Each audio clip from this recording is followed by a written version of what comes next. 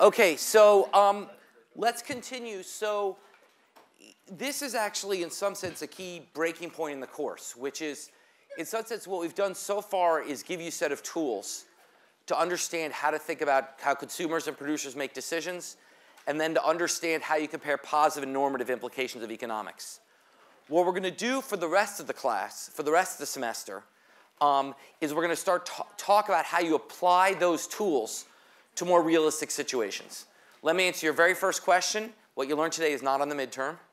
Okay? So that's the question. I know it's all in your mind because it is. So the midterm tomorrow night will cover everything through what we covered through last week. But what we learned today will not be on the midterm. But don't leave, because it will be on the final. And it is interesting.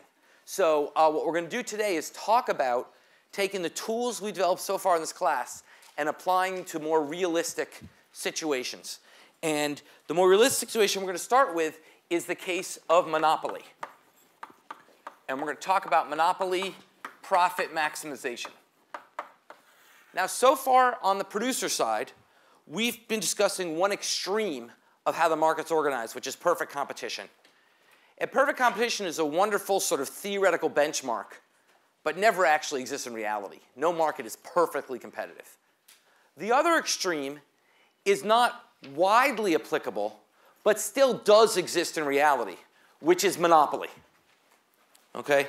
Monopoly is a situation where a market only has one firm in it. So a market with one firm is a monopoly market. Okay? So that's basically a case where you have only one firm providing the good. Okay? Now in reality, most markets fall between perfect competition, which never truly exists, and monopoly, which rarely exists. Most markets are in between. We call them oligopolies. That's markets with several firms, but not perfectly competing. And we'll get to that. But that's actually one of the harder things we'll cover. So we're going to start with this other extreme of monopoly, which gives us a lot of the insights we need for oligopoly, but in a much simpler case. Now, the key thing with monopoly, the key difference from what we've done so far, is that now firms are going to be price makers, not price takers. That's going to be the key change from the perfectly competitive situation. Perfectly competitive situation, from any given firm's perspective, the price is something given them by the great market. Okay, we talked with our two diagrams side by side about how the market gives the price. But we sort of, from any given firm's perspective, they were a price taker. They couldn't affect the price. Monopolists, however, when you're the only firm, you get to set the price. So monopolists are going to be price makers, not price takers. And that's going to change the dynamics of everything we do, and that'll be our focus today. Okay? So that's going to be the big change. We go from competitive markets to monopoly markets. Okay? Now, for the first 2/3 or 3/4 of the lecture, we're going to make one other assumption. We're going to assume there is one price in this market. That is no price discrimination. This monopolist sets the price, but he sets one price for everybody. So if a monopolist is selling a good, they sell that at one price to everybody buys the good. Now once again, this is not super realistic. Monopolists often have different prices for goods, but it's a very important, helpful extreme. And you got to remember that we're imposing this constraint because it's going to drive the intuition I'm going to come to next. Okay? So you're a firm selling a good at one price. You offer it up, anybody can buy it at that price. Okay? Now, what we're going to do, if you remember, the fundamental part of producer theory that holds is the goal of monopolists is to maximize his profits. Okay? Which is revenues minus costs. And as we showed before, profits are maximized when marginal revenue equals marginal cost. That's the profit maximization point. Now, nothing on the cost side is going to change. So monopolist, the way we get cost curves doesn't change. That's all about, remember, because that just comes to the technology of production, and that comes from input prices. Okay? So nothing on the cost side is going to change. All that hard and somewhat boring work we did, deriving cost functions and stuff, that's done. The only place monopoly gets exciting is on the marginal revenue side, because before we said marginal revenue was just price for a price taker. But that's no longer true. Marginal revenue is no longer just price. Now marginal revenues can be more interesting. So the monopoly difference, if you will, or the imperfect competition difference, doesn't come at all from the cost side. That side is done. Doesn't matter what kind of market you're looking at. Okay? All the interesting action here is on the revenue side as we think about monopoly and oligopoly markets. Okay? So to think about that, let's go to figure 11.1. Okay? Let's start by thinking about a competitive firm. This is a diagram I could have shown earlier. It just sort of is a way to think about a competitive firm. Think about a competitive firm's profits. So imagine that this firm, to make life easy, let's imagine that we have a firm with marginal cost of 0. Okay? So you've got a demand curve, and so therefore any money you make is profit, and we're in the short run. Okay, so there's profit in the short run, even for this perfectly competitive firm. But a perfectly competitive firm faces a horizontal demand curve. So if they sell Q units, okay, they make profits of area A, which is simply Q times P1, little q times P1. If they sell Q plus 1 units, they make an extra profit rectangle of B. So literally, the extra profit they make is just the amount P. It's 1 times P1. The horizontal distance from Q to Q plus 1 is 1. The vertical distance is P1. So the marginal profit is just the price. Okay? Marginal revenue, I'm sorry, is just the price. Yeah? No profit in a competitive market. Once I say in the short run, there can be. Right? In the short run, there can be profit in a competitive market. In the long run, there's no profit. Okay? So basically, their marginal revenue, what they make, that next unit they make, is the price. Okay? Now, let's think about a monopoly firm. A monopoly firm does not face a perfectly elastic demand curve, because a monopoly firm's demand curve is the whole market. Notice little q has become big Q on the x-axis. The monopolist no longer faces only their perfectly elastic firm demand. They face a market demand, which can be any degree of elasticity, but typically is somewhat elastic. It's downward sloping. Now let's say you're a monopolist, and you're selling big Q units at a price P1. Your profits are C plus A. Once again, let's say marginal cost is 0 to make this easy, or C plus A. Now let's say you want to sell one more unit. Well, what's different? What's different is now you're facing a downward sloping demand curve. So if you want to sell one more unit, you have to lower the price. That's the difference. If you want to sell another unit, you can only do so by lowering the price. And you're a price maker, so you have the rate to do that. So if you want to sell another unit, 2 things are going to happen. A, you're going to sell a second unit and make money on that unit. That's the area B. But B, I guess say 1 and 2. 1, you'll sell a second unit, that's the area B.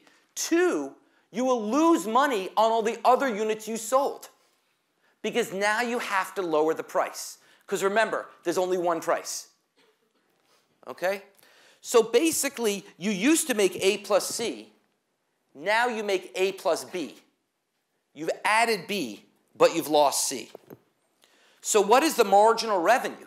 The marginal revenue for monopolist is now the area B minus the area C, or P2, which is area B, 1 times P2, minus P2 minus P1 minus P2 times Q0, the original quantity.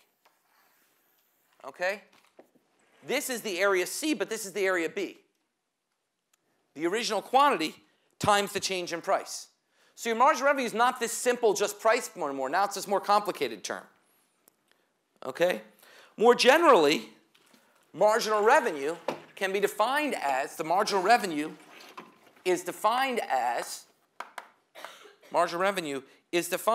P plus delta P delta Q times Q. That's marginal revenue. Okay? The first term is positive. That's the money you make on the next unit. The second term is negative. Because by definition, the demand curve is downward sloping, where there's no given goods anymore in this class.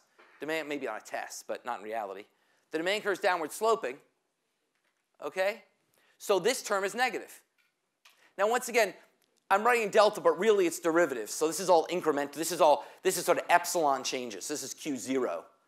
Okay? This is sort of epsilon changes. But the bottom line is, for an epsilon change in price, you get, for an epsilon change in quantity, you get the price on the unit you sell minus the money you lost on the units you can no longer sell. Okay?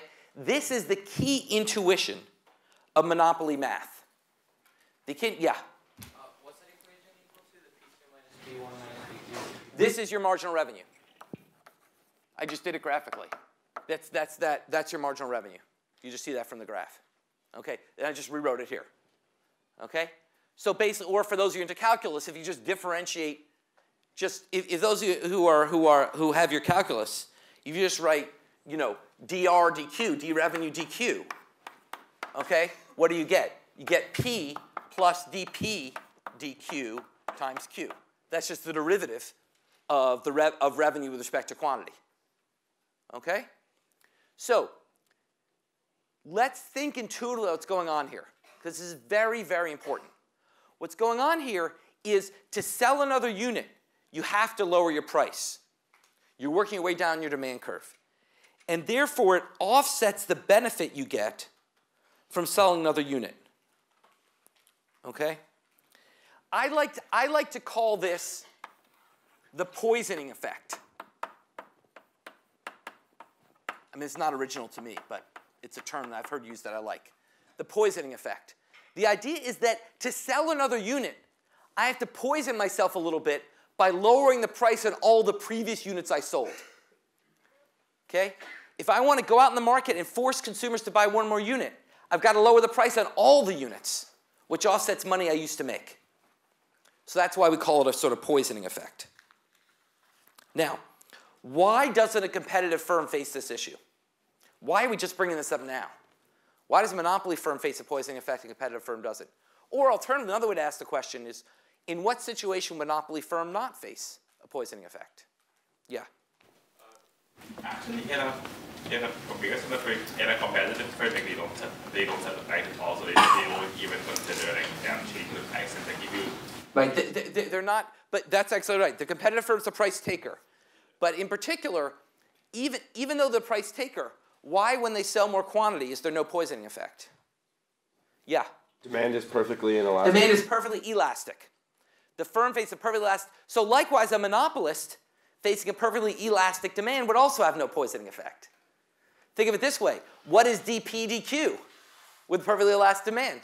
0. The price doesn't change, you sell more. So the reason the perfectly competitive firm faces no poisoning effect is because it's facing the price doesn't have to change to sell more units. Okay? But a monopolist faces a poisoning effect because it's got a downward sloping demand curve. Okay? So we can actually see this. So what we want to do in figure 11.3 is we graph the monopolist's marginal revenue curve. So let's actually work out the math here. Let's imagine there's a demand curve. Let's imagine that I've got a demand curve, and I'm just making this up. Demands of the form Q equals 24 minus P. Okay? Let's just say that's the demand curve. Okay? Now, the first step is to flip the way you express this and write price as a function of quantity. Because now the monopolist is choosing his price. So we can write that P equals 24 minus Q. Okay? Just inverting it, writing price as a function of quantity. Okay? So in this case, revenues, which are equal to P times Q, are equal to 24Q minus Q squared. I just multiplied through by Q.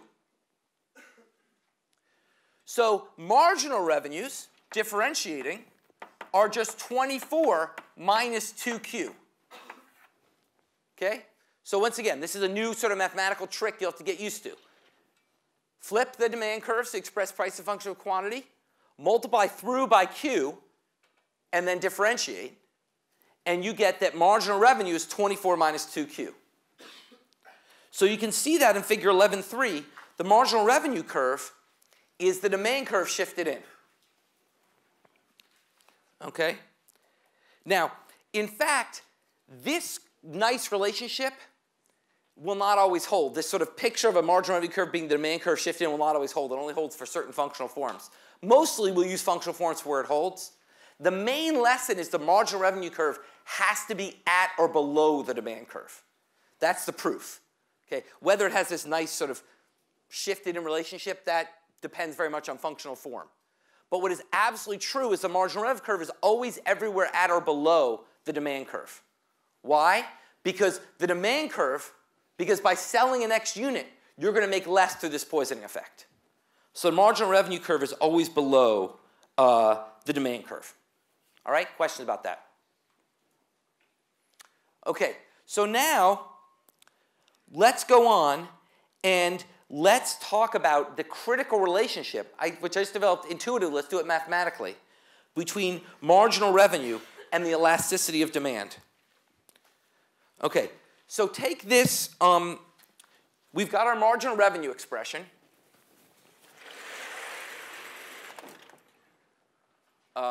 Marginal revenue equals P plus delta P delta Q times Q.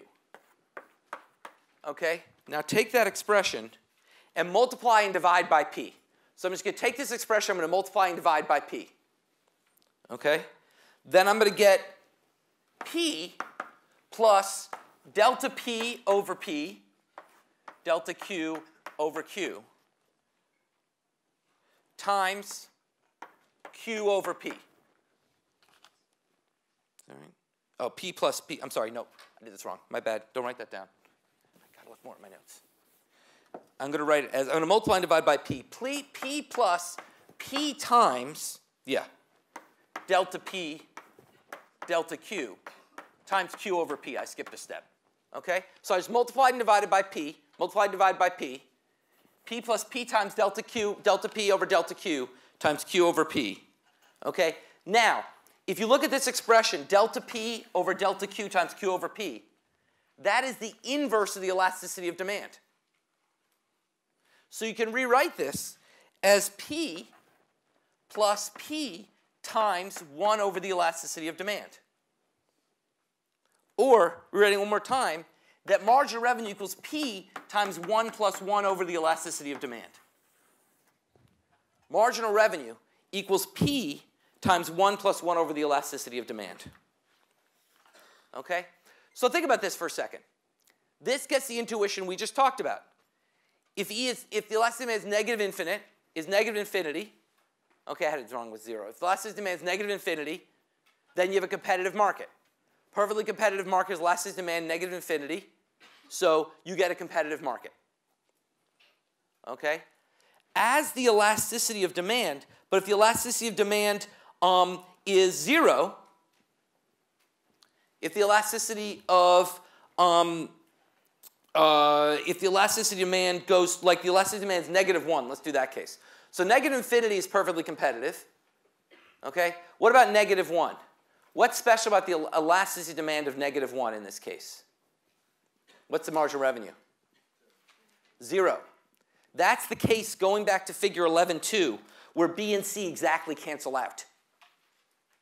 So you probably thought about this when you looked at this graph. You probably quickly asked yourself, well, should the monopolist try to sell more or not? Well, the answer is the elasticity of demand is -1. They're indifferent. So this is sort of the important insight. With an elasticity of demand of -1, the monopolist is indifferent about selling another unit. Because what they gain from selling the unit, they lose on the previous units. If the elasticity of demand is greater than -1 in absolute value, then they're going to lose money by selling additional units. If the elasticity of demand is less than 1, then they're going to make money by selling additional units. But I'm skipping ahead. Let's go on and talk about profit maximization. Okay? So let's go on and take the next step, which is a monopoly profit maximization. Imagine a monopolist cost function curve is of the form 12 plus q squared. Let's take the same monopolist and write down cost function of 12 plus q squared. Okay? So with this cost function, marginal cost equals 2q. Okay, that's marginal cost with this cost function. Okay? So what's the profit maximization rule? It's that marginal revenue equals marginal cost. Well, marginal revenue, we wrote down here, is 24 minus 2Q. So it's where 24 minus 2Q equals marginal, equals marginal cost. Now, monopolists, here's the trick. Little q and big Q are the same. So I wrote little q here, but if you're the only firm in the market, little q and big Q are the same. Right? It's only one firm in the market. So 24 minus 2Q equals, I'll make this a big Q now, equals 2Q. So the optimization point is where 24 equals 4Q, or Q star equals 6. That's the optimal, that's the profit maximizing sale on quantity for the monopolist, is where 24 minus 2Q, where marginal revenue equals marginal cost. We derive marginal revenue. Okay? Marginal cost we know how to derive from a cost function. We set them equal, and we get the optimizing quantity. Okay? And you can see this in figure 11.4. Figure 11.4 shows what's going on here. So I've drawn all the various cost curves for this cost function. Okay? I've driven all the various cost curves for this cost function. You can see the marginal cost curve, and then you can see it intersects the marginal revenue curve at a quantity of 6. Intersects the marginal revenue curve at a quantity of 6. Okay, what is the price? Somebody raise their hand and tell me why. The quantity 6, what's the price does a monopolist set? Yeah. 18. 18. Why? You're supposed to get that wrong. You didn't follow my instructions. You didn't get it wrong.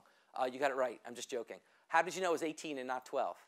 Usually people guess 12, because that's the point where the curves intersect. Why is it 18? You can go to the demand curve because that's what people are going to pay. Because even the monopolist, as powerful as he is, has to respect demand. So the monopolist, if they're going to sell 6 units, they have to choose a price such that people want to buy 6 units. So your intuition, which is my fault, I've always said look where the curves intersect to a quantity and a price. Your quick intuition, which was to look and say the price was 12, which was the wrong answer I usually get, okay, is wrong because you need to actually respect the demand curve. So a monopolist solves for the optimal quantity, but then to get the optimal price, he has to plug this back in the demand curve. Well, what's demand? Demand is 24 minus P. So, I'm sorry, it's P equals 24 minus Q. That's our demand. So if Q star is 6, then price is 24 minus 6, or 18. P star is 18. And that is what you will get wrong when you do this. If you're going to get anything wrong in a monopoly problem, this is what you're going to get wrong. Okay? Which is remembering you can't just, at the end, you have to do an extra step here. To get the price, you have to solve for quantity, but then respect the demand curve to get the price. There's a question somewhere. No? Okay. Yeah, question? Coordinate of the intersection of the MT and MR curve is pretty much meaningless. It's pretty much, yeah, it's pretty much meaningless. Basically, that intersection used to pin down the quantity, but price has to come from demand curve because you have to respect, you can't sell something consumers don't want to buy, okay? So you've got to respect that demand curve, okay? And in fact, you can show yourself, so basically, okay, so basically, that's the profit maximization decision, except this stupid goddamn shutdown rule still holds. In the short run, we still have to respect the shutdown rule. So you still have to check, is price less than average variable cost? Now, once again, in this function, okay, in this, you have to check if it's a price. So even if profits are negative, you're still going to have to check if price is greater than average variable cost. Now here, at 6 units, the average variable cost is 6. You see, you see the dashed line. If we sell 6 units, the average variable cost is 6. So clearly, price is greater than the average variable cost. You wouldn't shut down. You're making positive profits, in fact. You're making profits of 60. Okay? So you wouldn't shut down. But you always do have to check the shutdown rule. Okay? So that's how you do a monopoly problem. Okay? Just to go back, how do you do a monopoly problem? You'll be given a cost function. You know what to do those in your sleep. And a demand function. The demand function gets turned into a marginal revenue function simply through these couple of steps. So demand function gives you a marginal revenue function. If you have marginal revenue, you have marginal cost, then you know how to solve for optimal quantity. If you have optimal quantity and you respect the demand curve, you know how to solve for price. Once you have a price, okay, and an average cost curve, you can both check the shutdown rule and compute profits. Profits are simply the price you get minus average costs. So we can compute the profit and check the shutdown rule. Okay? So the only thing we did here that's new is this sort of interesting quirk that we have this new marginal revenue function. Otherwise, it's the same sort of analysis we did before. Okay? So this should be doable with some practice. Now, a key concept here that we need to think about that comes to the question you might have asked yourself at some point. You might have said, well, if monopolists are the only firm in the market, why don't they just charge whatever they want? Why are they sort of constrained by this sort of mathematics we've done before? And to answer this, let's turn to the concept of market power. The market power of monopolists we will define as their ability to charge price greater than marginal cost. Your ability to charge price greater than marginal cost is your market power. In other words, competitive firms have no market power. They have to charge a price that's the same as their marginal cost, and that's why they make no money. Monopolists have market power. Okay? So now let's return to the condition for profit maximization. We said that marginal revenue can be rewritten as price times 1 plus 1 over the elasticity of demand. Right? That equals marginal cost. Okay? So we can rewrite this as marginal cost over price equals 1 plus 1 over the elasticity of demand. And this is the monopolist market power condition. So if we define the market, so we can define something we call a markup. Casually we can call it profits, but technically it's the markup. Okay? As the percentage markup a monopolist can make as P minus MC over P. How much of the price is actually a markup over costs? Okay, it's sort of an intuitive concept. So basically, how much of the money you get for the unit is a markup as a share of the money you get. Then that is equal to minus 1 over the elasticity of demand. So the monopolist markup is equal to minus 1 over the elasticity of demand. Okay? So if the elasticity of demand is negative infinity, that is a perfectly competitive market, then the markup is what? 0. Just like competitive firm. Competitive firms have to charge marginal cost. But as demand gets more inelastic, the monopolist gains power to mark up the price and make money. And this answers our question of why monopolists aren't infinitely powerful. What is the limiting factor on monopolists? It's not other firms producing their good. What's the limiting factor on monopolists? Yeah? How much we're willing to pay for their goods. Yeah, it's other products. So think about a monopolist in insulin. They can charge whatever the hell they want, right? Because basically there's nothing else to buy. Now, maybe multiple insulin products, but imagine one insulin product, okay?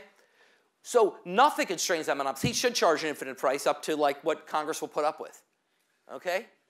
But if you think about a monopolist in a good with as a substitute, so if I'm the monopolist in gum, if I'm a gummopolist, okay, then I'm constrained by how much people want to, eventually people will just substitute to candy, okay?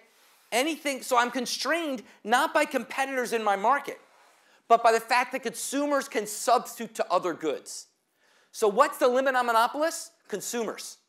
We're the limit on monopolists. Our willingness to put up with that good relative to other goods, i.e. our elasticity of demand, is the only thing limiting monopolists. Okay? So basically, there is market discipline in monopolists. Even though they're the only provider of a good, they're still subject to market discipline. It's just the discipline doesn't come from other firms. It comes from consumers. Okay? So a great example of this is, let's look, if you go on, at least as of last year, if you go on Amazon and look at the prices of 2 goods that you've probably had to consume in high school, Huckleberry Finn and Great Gatsby, 2 books, okay, that many of you had to consume in high school. You had to read Huckleberry Finn, you had to read Great Gatsby. They're both comparable lengths. Great Gatsby's a little shorter, I think, but they're both comparable lengths. The production cost, the marginal cost of producing them is probably pretty comparable, okay? But if you go on Amazon, Huck Finn costs $4, and the Great Gatsby costs $16. Now, why is this? Why is this? Anyone know? Why does Great Gatsby cost 4 times as much? Huckleberry Finn is banned in some places and probably That's interesting. That's not enough to explain. It's not banned in enough places, fortunately, to explain that. What else is going on? Anyone know? Yeah, in the red shirt. Yeah. It's competitive. It has no copyright infringement. Exactly. The Great Gatsby still has copyright protection. That is only people who get permission from William Scott Fitzgerald's descendants, F. Scott Fitzgerald, I'm sorry, descendants, get to produce it. They have a monopoly on the good that is the Great Gatsby. Huck Finn, it turns out that 75 years after an author's death, copyright protection expires. F. Scott Fitzgerald hasn't been dead for 75 years. Mark Twain has. So Huck Finn can now be produced by anyone. You can go out tomorrow and produce a copy of Huck Finn and sell it. So we think probably Huck Finn should be produced in a pretty competitive market. That is, basically the $4 you pay for Huck Finn should be roughly the cost of producing a book. Okay, now no market is perfectly competitive, a little market, but not much. Whereas the Great Gatsby, it's not limited by competition. But it is limited by the fact that if they try to charge $500 for Great Gatsby, teachers would assign something else. Okay? There's still a limit. It's still only $16. That's not a whole lot for one of the great works of literature. Okay? It's only $16. So why is it only $16? Because it's limited by the fact there are other great works of literature people can turn to. So Huck Finn is limited by the competition within the market for those across producers producing this homogeneous good. It's probably pretty close to a perfectly competitive market, right? It's pretty easy to just set up a shop and produce Huck Finn. Whereas the Great Gatsby has this extra effect, which is copyright protected, so it's only limited by the elasticity of demand. Yeah. Could another issue be like the effect of when you increase the price can lead more to piracy? In a sense, if when you have a really expensive good, it leads to more incentive to steal. That's a great point. So the elasticity of demand, I should say, the elasticity of demand for that good, where one of the substitutes could be an illegal substitute. That's a good point. Okay, so let's go on and talk about the next topic I want to cover today, which is because now we have a new set of tools we've developed that's really cool, which lets us ask the question, not just what do monopolies do, but how do we feel about it? That is, we can now turn to talking about the welfare effects of monopoly. What are the welfare effects of monopoly? How do we feel about monopoly? Well, let's start with the standard case. That is the case we've covered so far, as opposed to a case I'll cover in a minute. Okay? And let's look at figure 11.5, which is the example we just solved for. Okay? The example where demand equals 24 minus Q, and cost is 12 plus Q squared. Okay? So here once again, what do? We set marginal cost equal to marginal revenue. So they sell 6 units. We then say what price permits them to sell 6 units, the price of 18. So the equilibrium is at a price of is at E little m. E little m for monopoly. Okay? They sell 6 units at a price of 18. Well, at that equilibrium, what's consumer surplus? It's A, the area under the demand curve above the price. So consumer surplus is area A. What's producer surplus? It's B plus D, the area below the price above the supply curve, but only for the units that are sold. Okay? So the consumer gets A, the producer gets B plus D. Okay?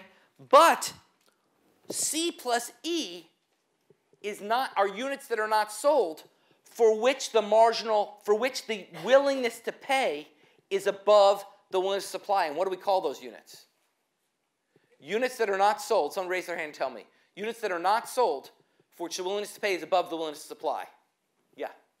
Deadweight loss. Those are units, that's an inefficiency. Those units that are not sold that efficiently should be. That is, we've broken, this is our first example ever, this is a super exciting moment, of breaking the first fundamental theorem of welfare economics. The first fundamental theorem of welfare economics was that the equilibrium, the competitive equilibrium, okay, maximizes welfare. Well, that's no longer true. Here we have an equilibrium that comes out of competition. Okay, it's what the market delivers, but it doesn't maximize welfare. There's a deadweight loss, and that's because the market's imperfectly competitive. This is our first ever example of what we call a market failure. Okay? And that's what, from my perspective, makes economics fun. Okay? If there were no market failures, if all markets functioned the way we said they function, then basically we could have been largely done with the course by now. Okay? What makes this all interesting is markets don't function the way we said they function in that extreme case. And therefore, a market failure is defined as a case where the market equilibrium does not maximize social welfare. So whenever the market equilibrium does not maximize social welfare, you've got a market failure. In the perfectly competitive case, we didn't have a failure because the market equilibrium maximized welfare. That's not true here. Now the market equilibrium does not maximize welfare. Therefore, it's a market failure. Hint, what's exciting about that to me is that means there might be a potential role for policy. Okay, so far in this course, the government's just been a bad guy. It's done nothing but set mean minimum wages and things like that, and terrible price ceilings. But in fact, as we'll see next time, this starts to introduce the role for the government as a good guy. Okay? Now, to drive this intuition home, make this more interesting, let's contrast that to the more realistic case of price discrimination, or potentially more realistic case of price discrimination.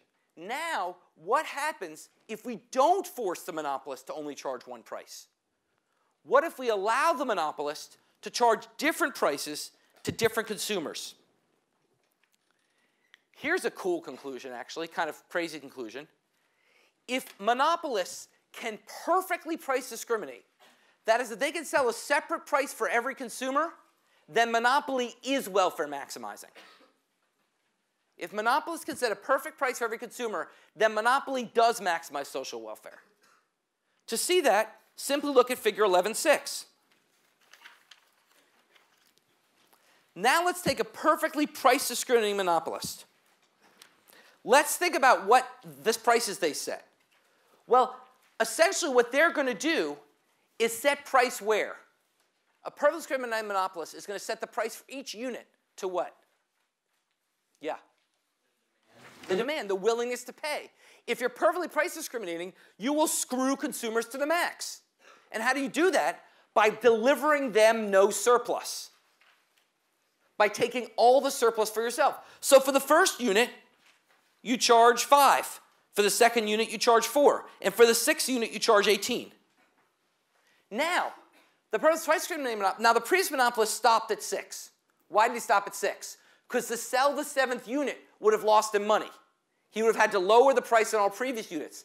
But the price discriminating monopolist has no poisoning effect because he doesn't have to lower the price on the previous units. He can say for that 7th unit, I'm going to sell that one at 17. I'm going to make 17, and I'm not going to lose any money because I can keep the other prices the same. So with a perfectly price discriminating monopolist, you get rid of the poisoning effect. They can just march their way down the demand curve, charging every consumer exactly their willingness to pay. Therefore, they will continue to produce until the competitive equilibrium. They will continue to produce until willingness to pay equals willingness to supply. But they will capture all the surplus. So the new equilibrium will be EC, the competitive equilibrium, but the entire surplus goes to the monopolist. This is a fascinating case. We maximize social welfare, but only because we define social welfare in this peculiar way, which is the simple sum of consumer-producer surplus. Here, producers get all the surplus. Therefore, welfare is maximized. So a perfectly price discriminating monopolist, okay, maximizes social welfare. Okay? Now, there's two interesting points that come out of this. Okay? Point one is this is a cool way to understand why there's a deadweight loss for monopoly. it's cool to understand because you can see, you can focus on that point E sub m and think about why the perfectly price discriminating monopolist gets to sell another unit and the regular monopolist doesn't. Because the regular monopolist has the poisoning effect and the perfectly price discriminating monopolist does not. So it's a good way to sort of think about that intuition of the poisoning effect. That's lesson 1. Lesson 2 is, gee, we may want to think about definition of welfare that's not just the sum of consumer and producer surplus. A model of welfare that delivers the fact that a producer that can screw every single consumer out of any of their surplus is the best possible outcome might not be a model we're so happy with. Okay? But that we can come back to. But for now, it's a nice extreme. And in fact, in reality, no firm is perfectly price discriminating. Okay? Amazon tried to be. There was a controversy a number of years ago where Amazon would set your price according to your, what's the string of numbers address? IP address. They literally would set prices by IP address. They'd literally say, well, you know, you're coming for an IP address. That's, for example, you're in a high income area. I'm going to charge you more. You're in a university. Therefore, you need this book for a course. Therefore, I'm going to charge you more, etc. That, they got busted, and that was found illegal. But just because you can't perfectly price discriminate doesn't mean we don't have lots of examples of partial price discrimination. So what are examples in the real world of price discrimination? What do firms do? And what's the general, let me ask, tell me what firms do, and also I want to know what's the general principle? What's the basic idea that firms, if you want to price discriminate, what do you want to figure out? What is your goal to figure out? Yeah? Isn't the classic one like airplanes?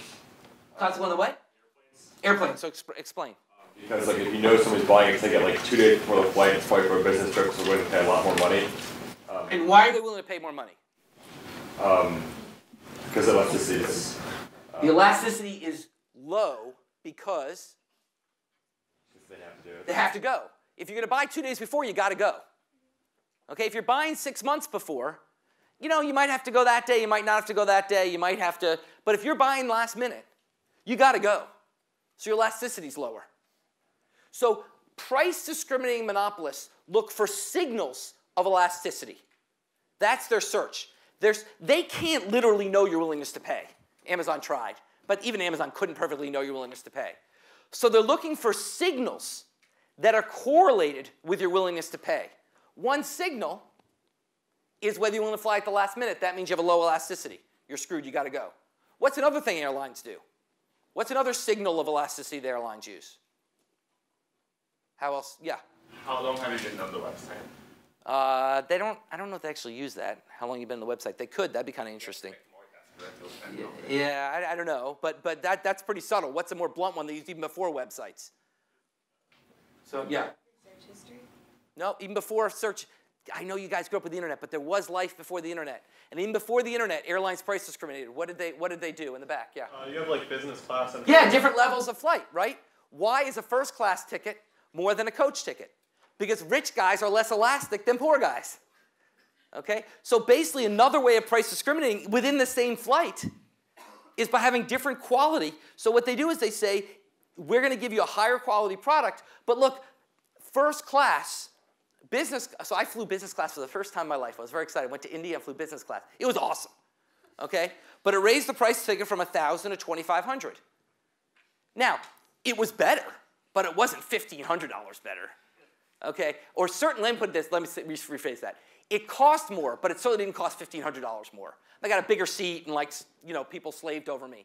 But like, it certainly did not cost them $1,500 to provide that service. They clearly made more of a markup on the business class seat than they did in the coach seat because I was less elastic. Why? Because someone else was paying for my flight. Okay, so I was less elastic, and that's, if you talk to people in business class, none of them are paying for their own flights. They're either super rich or their company's paying. Okay, so the bottom line, that's another way airlines discriminate. So let's get away from airlines. What are other examples of price discrimination? Yeah? Isn't like a common thing like Google, like you actually use your search history and cookies to like figure out how much money you make and how much you're willing to spend on certain items? I think, I have to look this up. I think they're not allowed to do that. They're allowed to do that in targeting advertising, but I don't know if they're allowed to do that in setting the price. I don't know if companies are allowed to do that in setting the price. Yeah? Sometimes chains will be more expensive in cities and less expensive in rural areas. Like the same meal at McDonald's can cost a different amount depending on where you're buying. Exactly. Or that's exactly right. Restaurants or supermarkets Now here's what's interesting. If you look at McDonald's, okay, its prices, no, it's true for both. Basically, if you look like if I buy, when I buy McDonald's on the highway out in the suburbs, it's more expensive than when I buy it here in Cambridge. Why is that? Why is a big soda, yeah? Yeah, I'm driving. Where am I going to go? I can't say, oh, it's too expensive going next door. So that's an example. Inner city price higher. Supermarkets charge much higher prices in the city than out of the city. Now you might think that's sort of strange, okay? But that's because in the city, people have to walk to get there. They don't have a lot of options. There's not a lot of shopping. Out of the city, they can drive from supermarket to supermarket, okay? So there's all these complicated things that go into it. Let me sort of show you my couple of my favorite examples. One of my favorite examples is early bird specials. Now you guys might not know about this, but you might have hung out with your grandparents and known that like if you go to a restaurant sometimes before 5 o'clock or 5:30, it's cheaper. Or if you go to a matinee, you all know if you go to a matinee movie, a movie during the day is cheaper than a movie at night. Same movie. Why? Why is a movie during the day cheaper than a movie at night? Yeah. Because at nighttime you probably want to go to the movies more because you're off work and you have things to do, and so there's like when you went earlier, you're purposely looking for a cheaper option, so you do lose some. You're more elastic during the day because basically you're an old retired person who's got nothing but time in their hands. It's like you can shop around movie theaters, you can decide to go to the movie or take a nap, etc.